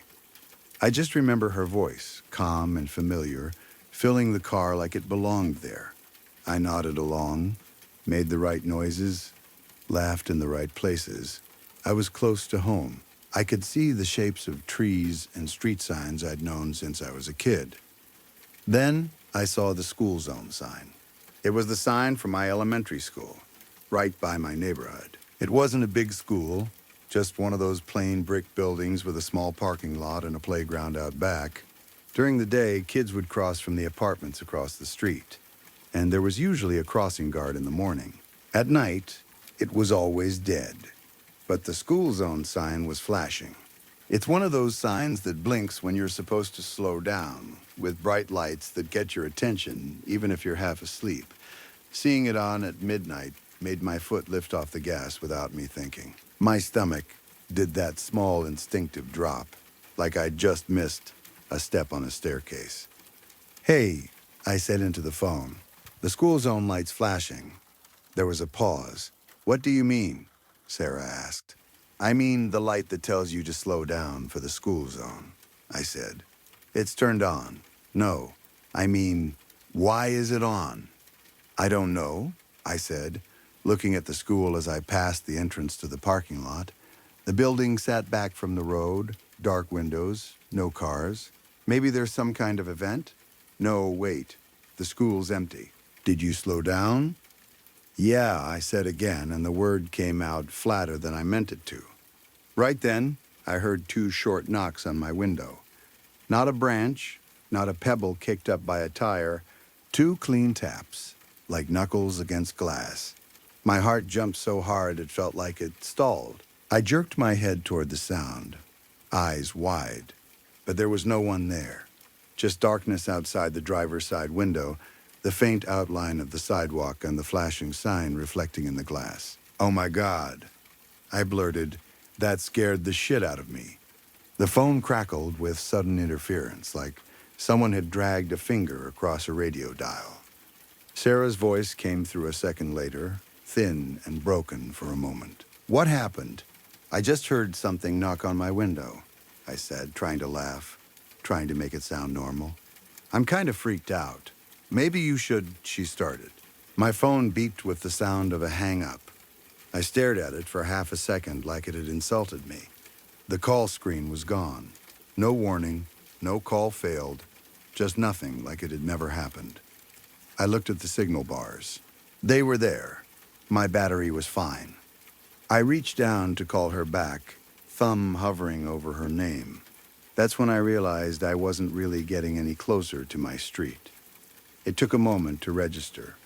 I was moving. The car was moving. I could see the road lines sliding under my headlights. But the scenery wasn't changing the way it should have. The elementary school was still there on my left, sitting behind its parking lot like it was waiting for me. The same entrance sign, the same dark windows, the same little patch of grass I used to cut across when I was late for class. A cold, useless panic rose up in my chest. I hit the gas a little harder. I just wanted to make it home. My phone started ringing. Sarah calling me back. Relief hit me too fast and too strong, like grabbing a railing when you almost slip. I tapped to answer, but it kept ringing. I tried again. No response. I looked down for a second too long, then back up, gripping the wheel tight. Why wasn't she picking up? Or why wasn't the phone connecting? I didn't know.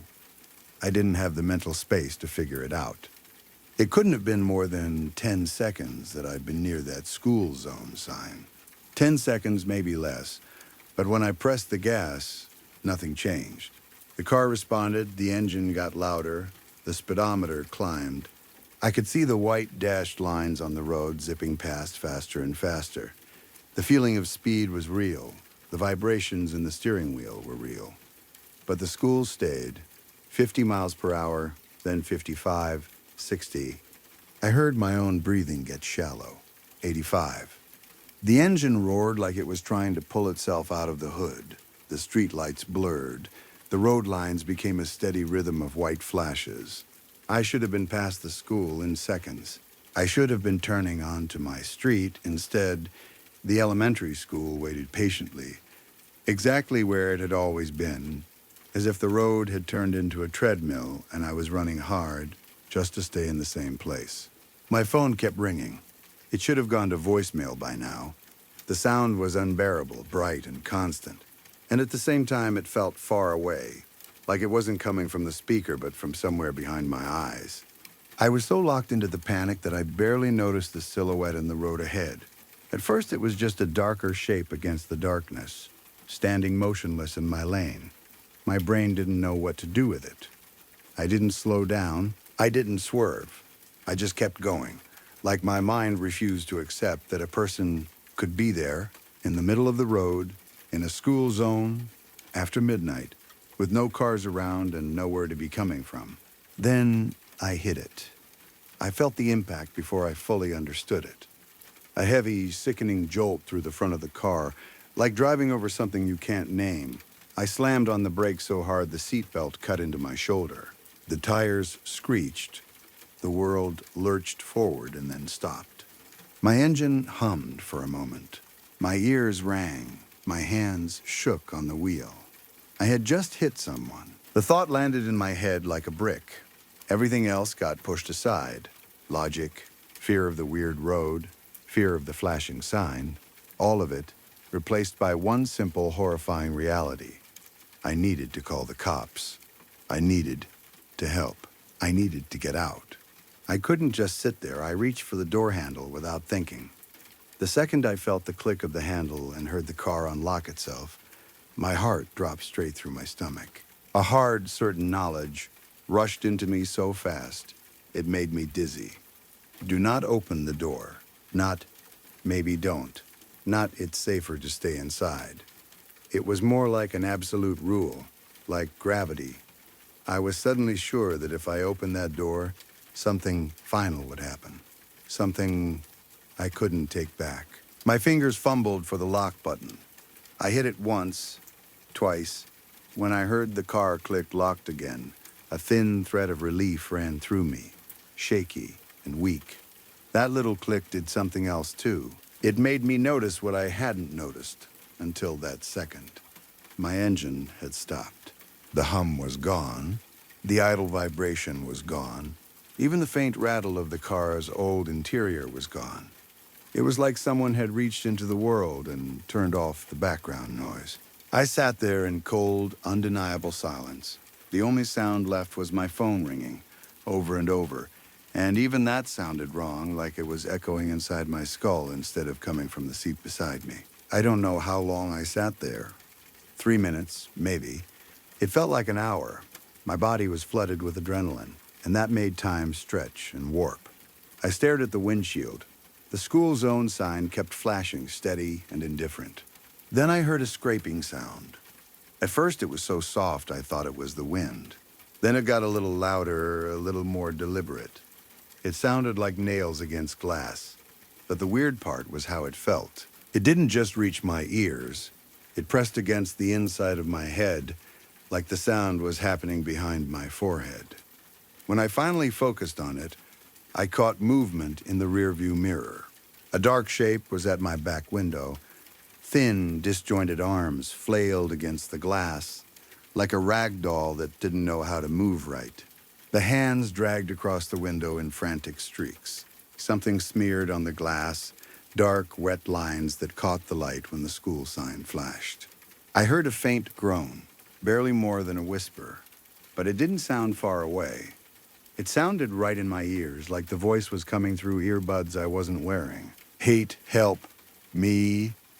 The voice was broken, catching on every sound, like the speaker's throat didn't work.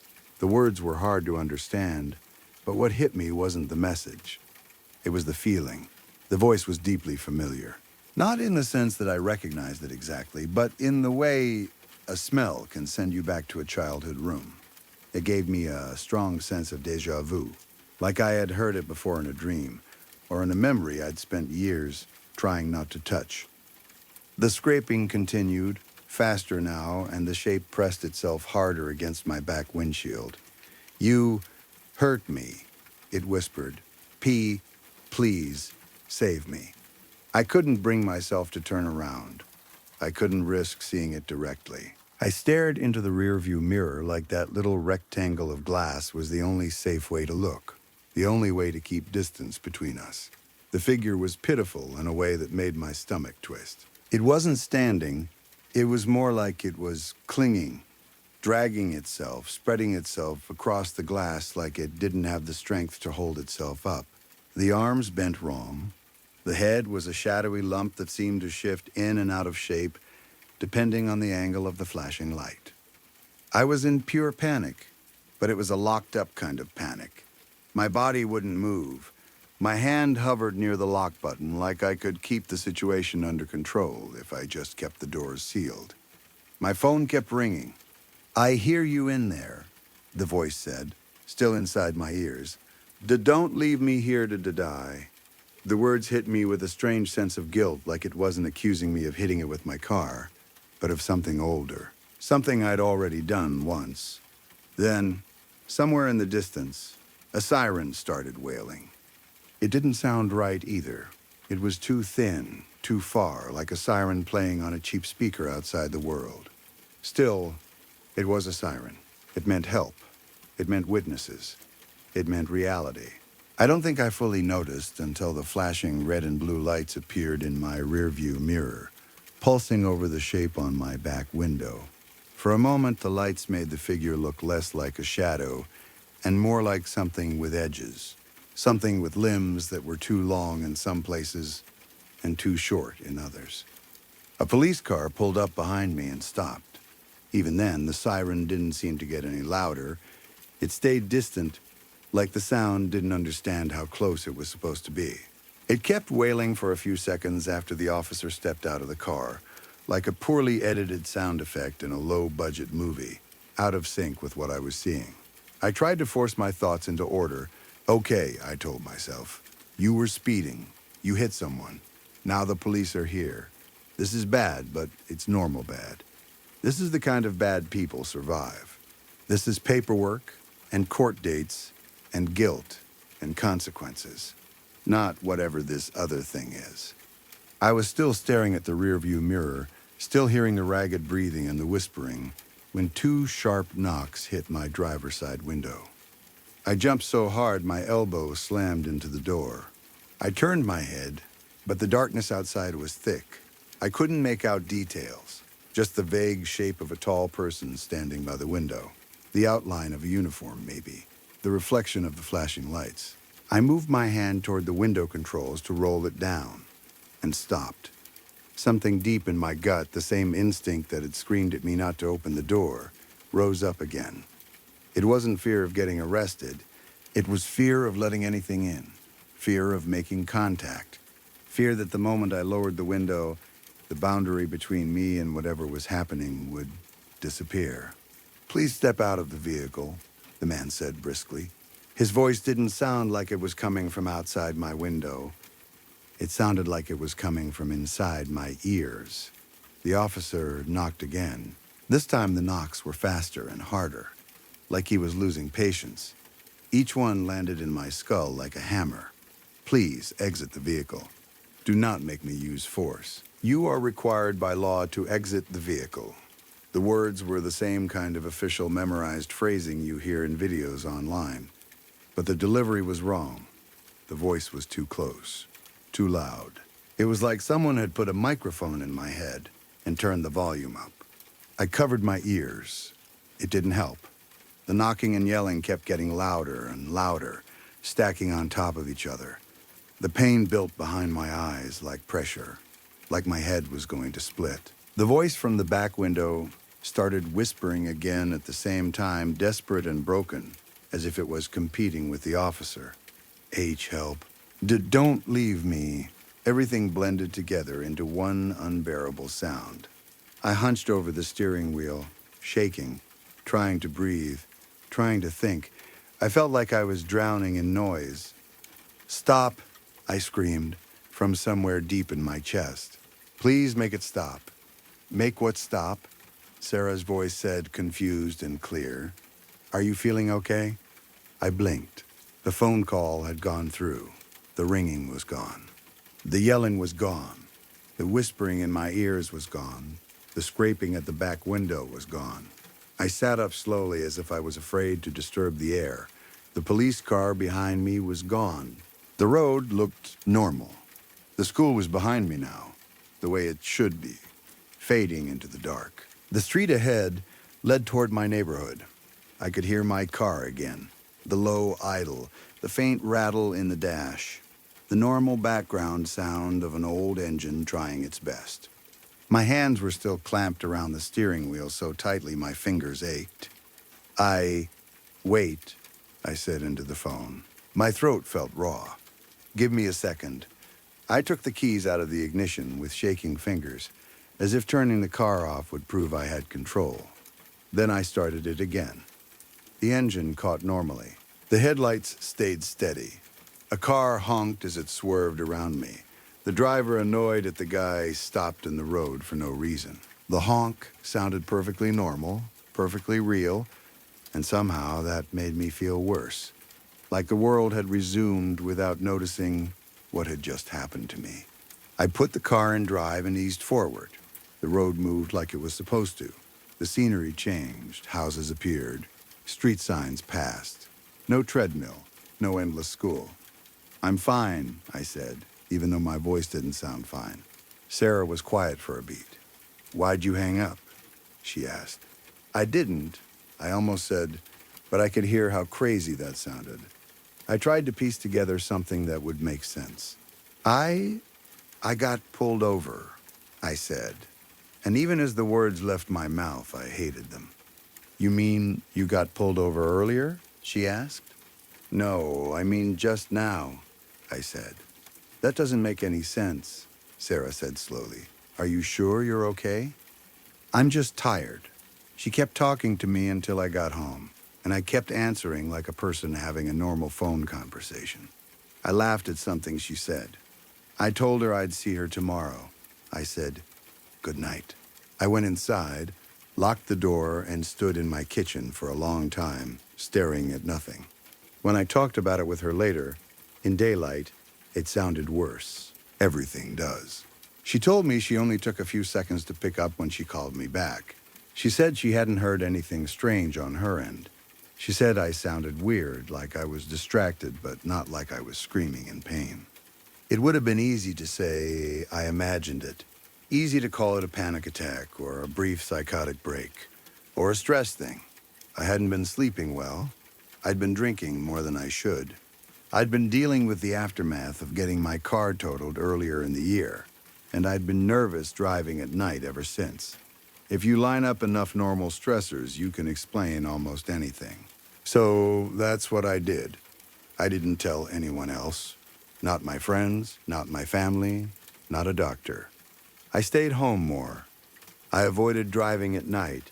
I let the memory blur at the edges, on purpose. When it popped into my mind, I shoved it away and told myself it wasn't real. And for a while, it almost worked. I drove my car a few times after that during the day, on familiar roads. Nothing happened. No flashing school zone light at midnight. No road that wouldn't move. No figure in the street. I started to think the whole incident had been a one-time glitch in my brain, a moment of fear that got out of hand. This morning, though, I walked out to my car and something made me stop cold. There were scratches on my back window, long dragged marks across the glass like fingernails had scraped again and again in the same desperate pattern. They caught the morning light when I moved my head, and I could see the way the glass had been scored. Not dirt, not a smudge, actual scratches. I stood there staring at them, and that feeling of familiar déjà vu rolled through me again, thick and certain, as if some part of me had known all along that it wasn't over. Because I remember the arms flailing like a rag doll. I remember the whisper right in my ears. I remember the officer's voice inside my head, getting louder and louder until I thought my skull would crack, and now I have proof on the only part of the car I never once looked at that night. Story 5. I'm posting this from a gas station off Route 6. I'm waiting for the sun to come up. I have about 90 minutes. I want to get this written down before I drive back, in case I'm wrong about which rule I broke first. My name is Sam. I'm 28. I drive the transport van for a funeral home in a county I'm not going to name. Somewhere between rural and actually rural, the kind of rural where the nearest stoplight is 40 minutes away and the roads don't have shoulders, just ditches. I've had this job for 8 months. Before this, I was an EMT. Before being an EMT, I was in school to become a paramedic. I failed out in my last semester. That's a long story I'm not going to tell here, except to say I'm good at the hands-on part and bad at the test part, and the system doesn't care which one you're good at. One mistake on paper follows you longer than anything you did right in the field. No one wanted to hire a paramedic school washout. Mr. Harmon did. Mr. Harmon owns the funeral home. He's 71. His hands shake a little. He takes his coffee with 3 sugars. He hired me because I didn't flinch around bodies and because his last transport driver quit 2 weeks earlier, and he needed someone fast. The job is exactly what it sounds like. Someone dies at home. A family member calls the funeral home. I drive the van out. I bring a stretcher in. I bring the body out. I drive the body back to the funeral home. That's it. I work nights most of the time because that's when the calls come in. People pass overnight, and families call in the morning, or someone fades in the evening and the call comes before everyone tries to sleep. On my first day, Mr. Harmon sat me down at the kitchen table in the back office. The funeral home used to be a house, so the back office is really just a remodeled room that still smells faintly like old cooking grease if the heat is on. He had a sheet of paper with 8 rules typed on it. He told me the rules were old and he didn't know who wrote them first. He said the rules came with the business when his father bought it in 1971. He said his father followed them. He said his grandfather didn't own the place, but the owner before his father did, and that man followed them too. According to the story Mr. Harmon had been told, the rules went back further than any of that. He said I was going to laugh at some of them. He said it was fine if I laughed, but I still had to follow them. He told me the last driver got fired for breaking Rule 6. The driver before that got fired for breaking Rule 3. The driver before that just stopped coming to work after a pickup and never came back. He said these rules were the only reason he'd been able to keep the business running for 40-some years, and his father had kept it running before him. I'm going to write the rules exactly how they were written. I have a copy in my glove compartment. I'm looking at it right now. Transport rules. Read once, follow always. Always knock 3 times before entering. Even if the family is waiting for you and the door is open, greet the deceased by name when you enter the room. Out loud. Do not check the deceased's pulse. You are not there to confirm death. The family already did that. If the deceased is in a bedroom and the bedroom door is closed when you arrive, do not be the one to open it. Ask the family to open it if anything in the room is making sound. A TV, a radio, a clock. Do not turn it off, even if the family asks you to. Once the deceased is on the stretcher, do not leave the room without them. If you have forgotten something in the van, send a family member. When you carry the stretcher out of the room, walk it out feet first. Always say goodbye to the deceased out loud before you close the van doors. Use their name, even if the family is watching, even if you do not believe it. That's it. 8 rules. Mr. Harmon watched me read them, then asked if I had any questions. I asked what happens if I break one. He said it depends on the rule. He said rules 1 and 2 were the most important, and breaking either was the kind of thing he'd fire me for immediately. He said Rule 3 was about respect, and if I broke it, he'd know I wasn't right for this work even if nothing else happened. He said Rule 4 was the one the last driver broke, and that's why he got fired. He said Rule 5 was a rule his father added in the 80s. He admitted he didn't fully understand why his father added it, but he had seen things go wrong when people ignored it. He said Rule 6 was the one the driver before the last driver broke, and that one was bad enough that Mr. Harmon took a year off from hiring anyone new after it. Rule 7 was older than transport vans, an old funeral rule from back when bodies were carried by hand. Rule 8, he said, was the one that mattered most, because it was the only one the deceased could hear. I asked him if he believed any of this. He said it didn't matter what he believed. He said his father followed the rules, and his father was the most rational man he'd ever known. I asked about the driver who stopped coming to work. He said he didn't want to talk about her. He said the rules existed because of her and because of some others before her. Then he gave me the van keys and a phone number to call if something went wrong on a pickup. He said something always goes wrong eventually. He said when it does, call the number and don't try to fix it myself. I was 27. I needed a job. I'd spent years working in the back of ambulances, doing hard things in loud, messy environments. A list of 8 rules from a soft-spoken old man didn't feel like a big ask. If anything, it felt like a way to make a strange job more structured. I need you to understand what the work is like, because the rules don't make sense without that. Most pickups are quiet. An old person dies in their sleep. Their spouse finds them in the morning. A family member calls the doctor. The doctor confirms and signs what needs to be signed. Then the family calls us. By the time I arrive, everyone is in the kitchen drinking coffee that's been reheated 3 times. Someone walks me down a hallway. The deceased is in a bedroom. I do my 8 rules. I bring them out. The family stands in the driveway and hugs each other. I drive away. The whole thing takes 40 minutes. I count things. That matters.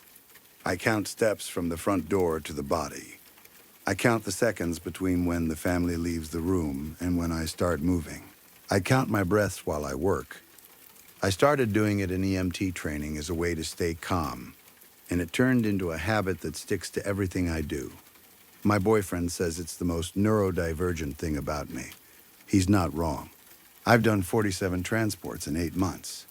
The first 46 were ordinary in the sense that nothing happened that threatened the rules. Some of them were sad. Most were old people. 2 were younger, a 34-year-old man who had a heart attack while cooking, a 12-year-old girl with a brain tumor everyone knew was coming, The 12-year-old was the hardest one before tonight. Her parents set up a small chair beside her bed, and they took turns sitting in it. When I came in, her mother was sitting there. She didn't get up when I knocked. She just nodded at me, exhausted and hollow. When I said the girl's name out loud, the mother said it at the exact same time, like she'd been waiting to make sure it was done. That's Rule 2. It was the only time a family member ever did Rule 2 with me. Not because I asked, but because they knew to do it. I don't think I'll ever forget it. I followed every rule on every pickup. I never broke one, not even close. The rules became the shape of the job, the way I used to check vitals by routine, even when my brain was screaming. Until tonight, the call came in at 11:14 p.m. Mr. Harmon called me himself.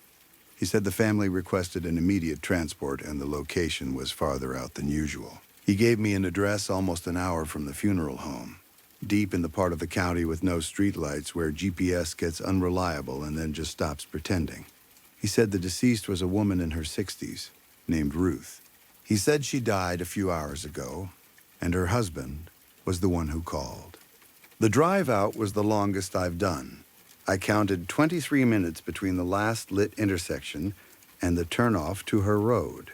Her road was gravel, the kind that pops under your tires and makes you grip the steering wheel tighter even though you're going slow. Her house was at the end of it. I'm going to describe the house because it matters. It was a small 2-story farmhouse, white paint, porch light on, 2 vehicles in the driveway. One was a pickup truck about as old as my van. There was a dog tied to a post beside the porch. The dog watched me pull up, but didn't bark. One light was on in a downstairs window. The rest of the house was dark. I parked. I got out. I walked around the back of the van and pulled out the stretcher. I went up the porch steps. 4 steps. I knocked 3 times. Rule 1, the door opened on the 3rd knock, but not because I finished. It opened before my 3rd knock landed. The husband opened it while my fist was still moving. I hit open air on the last knock, which felt wrong in a way I can't fully explain. I remember thinking, for half a second, does that still count? I told myself it did. I needed it to. He was in his mid-60s, flannel shirt, jeans. His face looked like someone had turned his emotions down to 0. He didn't say hello. He just stepped back and let me in. The house smelled like old coffee and something faintly chemical. The smell you get when someone's been sick in a room for a long time and people have tried to clean around it without ever cleaning it completely. He walked me through a small living room. The TV was off. A recliner had a folded blanket on it. The air felt stale like the windows hadn't been opened in days. Then we went down a short hallway. At the end was a closed door. He stopped there and said, "She's in there." I said, "I'll need you to open the door for me, sir." Rule 4. He stared at me like he didn't understand why I was making a request that small. Then he opened the door. The bedroom was dim, lit by a single lamp on a nightstand. Yellow light. The bed was against the far wall.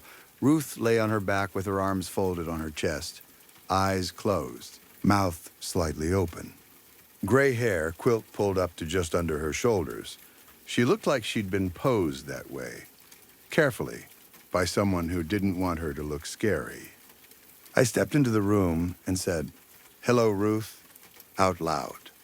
Rule 2, the husband stayed in the doorway. He didn't come in with me.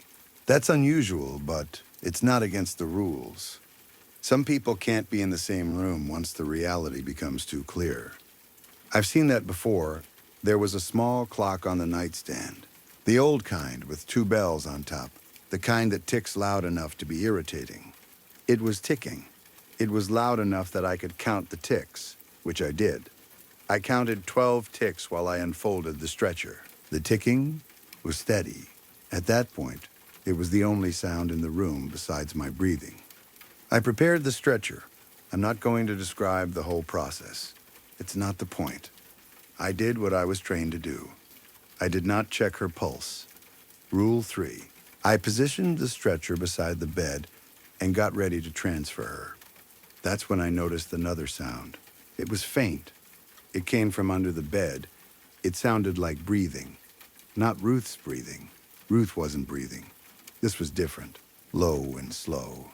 No wetness, no throat sound. Nothing human about it beyond the rhythm.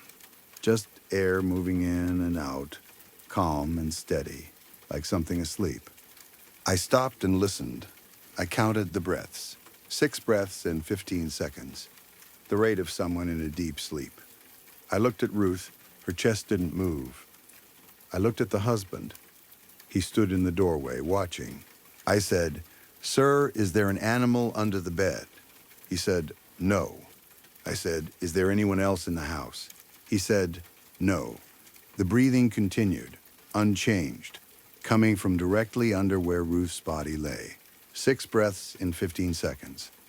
Over and over. It's like it didn't care that I could hear it. At first, I tried to make it normal. I told myself it was a cat, a possum, something that got in through a crawl space or an open window. The dog was outside, so maybe the husband didn't know. I thought if I got a flashlight, I could look and shoo it out. It would be awkward, but it would be explainable. I asked the husband to move so I could go back to the van for a flashlight. That would mean leaving the room without Ruth. Rule 6. I almost did it anyway. I was standing there, hand on the bed rail, halfway committed to the movement of leaving. What stopped me was the clock. The ticking stopped. I don't know when it stopped. I'd been counting ticks earlier, but my counting got interrupted when I started counting the breaths under the bed. I looked at the clock. The second hand was frozen. The minute hand sat on the 11. The hour hand sat on the 12. 5 minutes to midnight, which matched the time. But the second hand did not move. The breathing under the bed was still going. I thought about Rule 5. Rule 5 says, do not turn off anything that's making sound. I hadn't touched the clock. The clock stopped on its own. I remember thinking very calmly, if the clock can stop, what else can stop? I knelt down beside the bed. I didn't put my hand underneath. I didn't look underneath. I lowered my head until my ear was about 6 inches off the floor and angled it toward the darkness under the frame. The breathing got louder. It got louder in a way that made sense physically, like any sound does when you move closer. But it also slowed down, like it was reacting to me.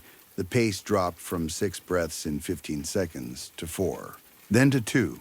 By the time my ear was that close to the floor, it was breathing the way a person breathes when they're trying not to be heard. Long pause, careful inhale, long pause, slow exhale. I stayed there, listening, for what I think was 40 seconds, maybe more. I lost my count again.